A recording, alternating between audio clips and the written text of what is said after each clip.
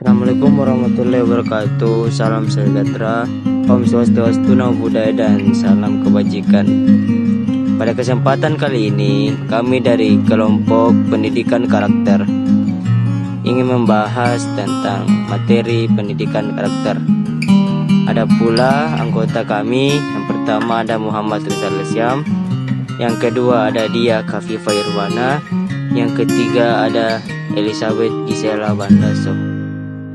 Selanjutnya, izinkan saya untuk membacakan pengantar dari materi ini.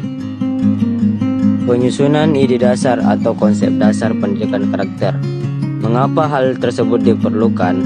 Karena konsep dan praktik pendidikan karakter di Indonesia selama ini masih belum jelas.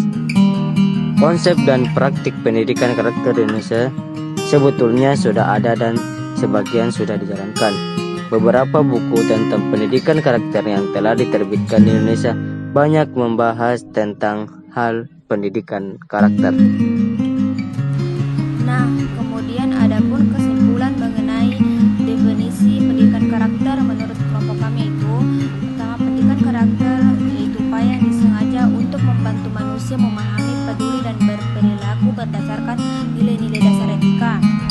Apabila kita berpikir tentang bagaimana jenis karakter yang kita inginkan pada anak-anak kita, maka jelas kita menginginkan mereka peduli dan berbuat seperti yang kita yakini benar. Kemudian yang kedua yaitu pendidikan karakter juga merupakan gerakan pendidikan yang membantu siswa dalam mengembangkan kehidupan emosional dan etika dasar sosial yang sangat penting.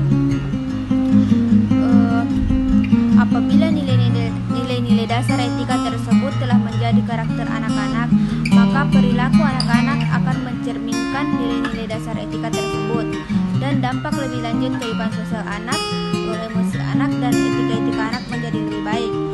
Kemudian ketiga itu pendidikan karakter yaitu usaha memberikan bantuan kepada individu untuk dapat memahami, mempunyai kepedulian, dan melakukan aktivitas berdasarkan nilai-nilai utama etika. Pendidikan karakter yang komprehensif mempunyai inisiatif meneropong melalui setiap aspek dari sekolah agar supaya mempunyai kesempatan untuk mengembangkan karakter anak. Nah, selanjutnya kelompok kami mendapatkan kesimpulan mengenai komponen-komponen pendidikan karakter yang ada 10. Yang pertama yaitu community participation, di mana dengan para pendidik, orang tua siswa, dan anggota masyarakat, mereka sendiri membangun persetujuan tentang proses mendapatkan dasar yang esensial untuk keberhasilan jangka panjang. Sedangkan komponen yang kedua yaitu karakter education policy, di mana menjadi bagian dari filsafat, tujuan, atau misi Anda dengan mengadopsi kebijakan yang formal.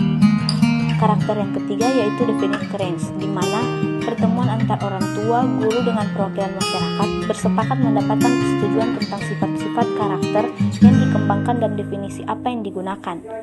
Komponen yang keempat yang itu integrate curriculum, yang dimana satukanlah pendidikan karakter ke dalam kurikulum pada setiap kelas dari setiap level, kemudian mengambil sifat yang telah dipilih dan hubungkan hal tersebut ke dalam pelajaran kelas, sehingga siswa dapat melihat suatu sifat yang dapat memperkuat sejarah atau bagian dari percobaan ilmiah atau bagaimana memerlukan perasaan mereka. Sedangkan komponen yang kelima ialah experiential learning, di mana belajar dari pengalaman dan mengizinkan siswa melihat sifat dalam aktivitas dan mengalaminya dan mengekspresikannya pengalaman dalam dunia nyata yang terdapat dalam kurikulum yang menggambarkan atau mengilustrasikan sifat karakter mereka. Komponen yang keenam yaitu evaluation, di mana menilai pendidikan karakter dari dua perspektif.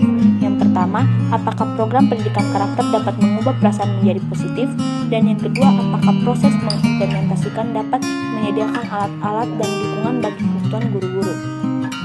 Komponen yang ketujuh yaitu adult role model, di mana model peran orang dewasa. Anak-anak belajar apa itu kehidupan, sehingga sangat penting orang dewasa mendemonstrasikan sifat karakter yang positif di rumah, di sekolah, maupun dalam masyarakat. Jika orang tua tidak dapat menjadi model dari tingkah laku yang mereka ajarkan, program itu akan gagal. Komponen yang kedelapan yaitu staff development, di mana menyediakan pengembangan dan waktu latihan untuk staf sekolah sehingga mereka dapat memperbarui dan mengimplementasikan pendidikan karakter sebagai suatu dasar secara terus-menerus.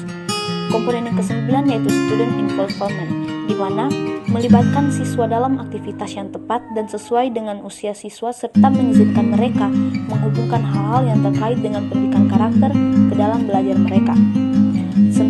Kemudian komponen yang terakhir yaitu sustaining the program, di mana program pendidikan karakter didorong dan diperbarui melalui pengimplementasian yang utama 9 elemen atau komponen yang telah dikemukakan di atas barusan dengan perhatian khusus dengan komitmen tinggi dari atas atau instansi pemerintah dalam bentuk dana atau pembiayaan yang memadai mendukung koordinasi dengan staf pemerintahan distrik, daerah, kualitas yang tinggi dan pengembangan profesionalitas yang terus-menerus, dan jaringan kerja dan sistem dukungan untuk guru yang mengimplementasikan program itu. Baik, itulah pemaparan kesimpulan materi yang dapat kami jelaskan dari kelompok kami. Untuk lebih dan kurangnya kami mohon maaf dan kami ucapkan terima kasih. Wassalamualaikum warahmatullahi wabarakatuh.